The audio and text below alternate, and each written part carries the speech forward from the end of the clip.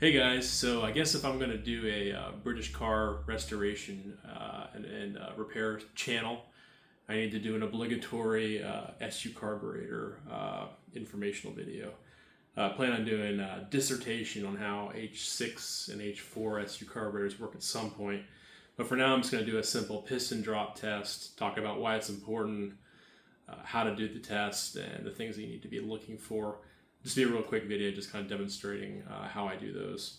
I will say I'm going to be putting up a lot of content here over the next several months, waiting for my engine on my XT120 to be machined and get back to me. So in the meantime, I'm going to do a few kind of, I guess, educational videos trying to share some of my knowledge with you guys.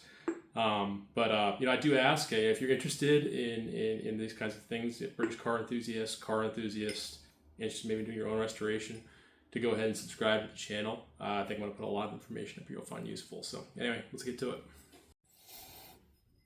Okay, so if you're watching this video, I'm assuming that you probably know a thing or two about SU carburetors. And so one thing that I will say, it's really important, if you're going to buy, like say you've got maybe a dash pot that's dented or a piston that's misaligned, don't go buy individual pistons or dash pots off of eBay.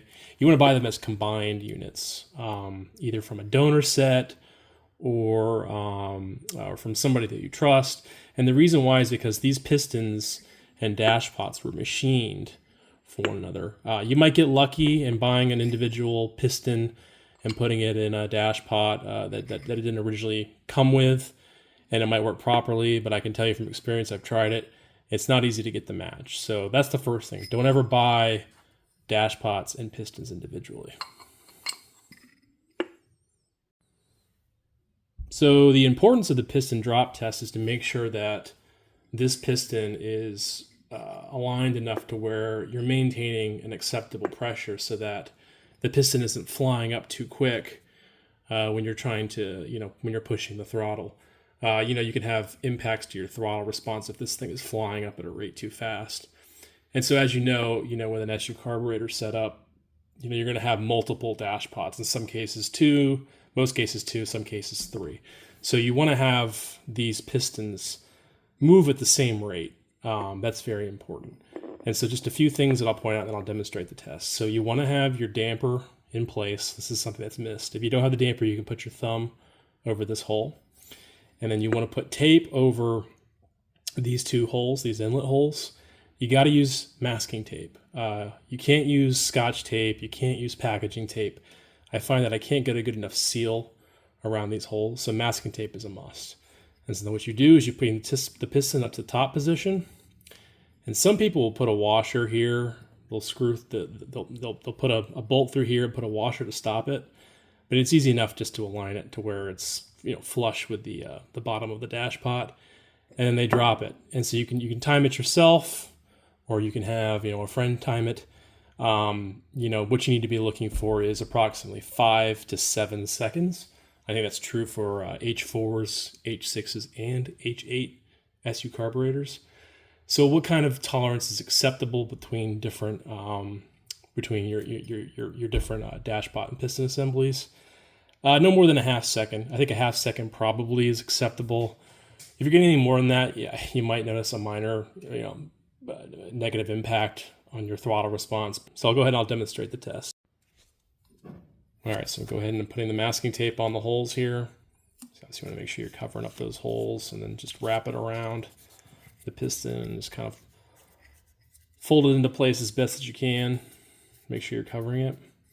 And then, like I said, you can put your thumb on the bottom of this. Let's see, I think I actually have the damper, and I can go ahead and screw it into place here. You just bring the piston up to where it's flush with the edge. And I don't have a timer with me right now, but you just drop it. You count how long it takes for it to drop.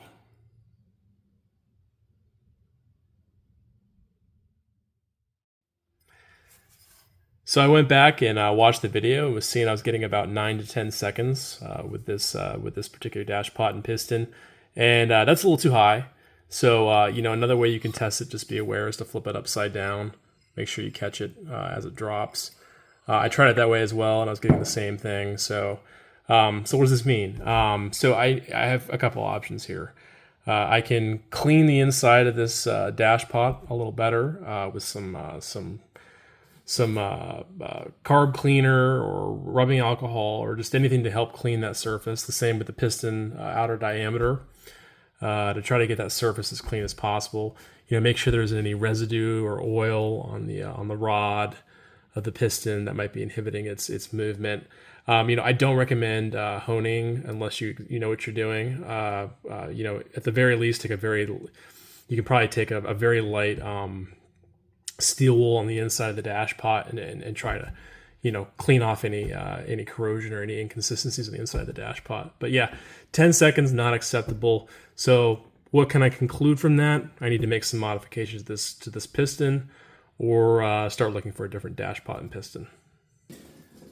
So yeah, one thing I will say, if you're looking for something that is a good place to start to build some confidence working on these cars, carburetors are a great place to start. That's where I started, where I built my confidence to be able to go further and dig into the engine. Great news is that a lot of these parts are ubiquitously available.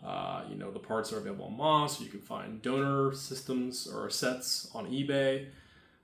So if you mess something up, it's not the end of the world. So that should give you some confidence to take it on and potentially rebuild a set yourself.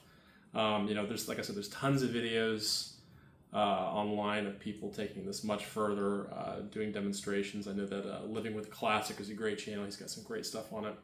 But like I said, I think I'm going to do my own kind of description of, I'll start off describing how the H6 and H4 carburetors work, just kind of more from an academic kind of perspective.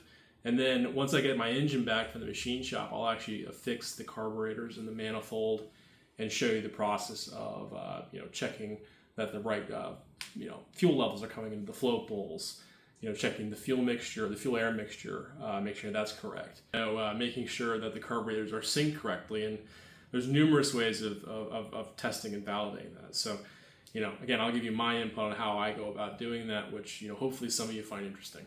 So anyway, that's it. Go ahead and subscribe to the channel. I'd really appreciate it. And look forward to providing you more content in the future.